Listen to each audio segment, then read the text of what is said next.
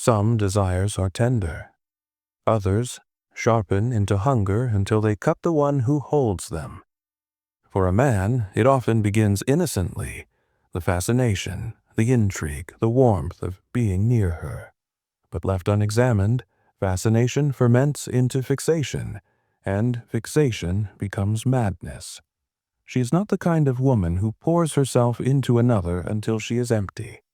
Her gaze is steady, her silence is deliberate. Carl Jung might call her the sovereign anima, the inner image of the feminine that the man has carried in his psyche since boyhood. But unlike his dream versions, this woman has her own center of gravity. She does not orbit his moods, nor does she bend to fit the contours of his comfort. At first, her presence feels like sunlight breaking through a dim room he has lived in too long. The warmth is intoxicating. He begins to project onto her, not what she is, but what he wishes she would be. In his eyes, she becomes savior, muse, temptation, sanctuary.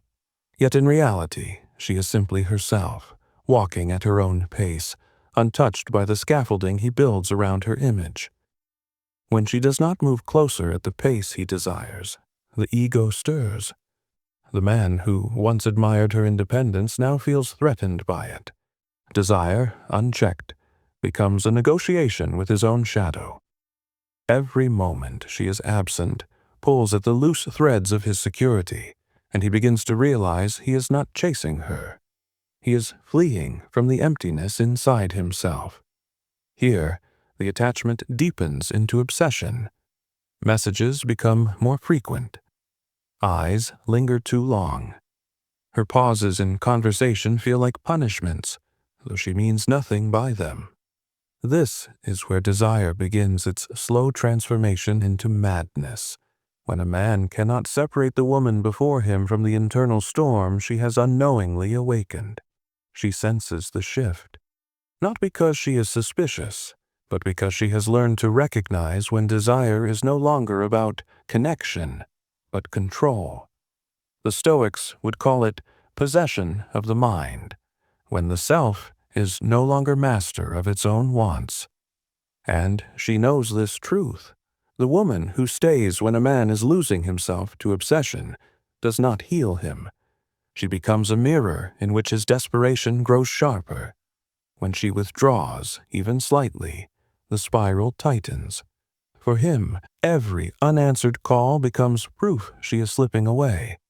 But for her, each step back is an act of self-preservation, the reclaiming of space where her identity is not entangled in his need.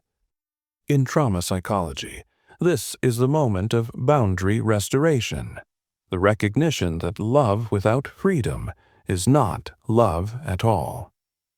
If he is willing, this is the place where shadow work begins. To see her clearly, he must dismantle the projection. He must meet himself in the empty space she leaves behind, and realize that his hunger was never for her body or even her presence, but for the parts of himself he abandoned long ago.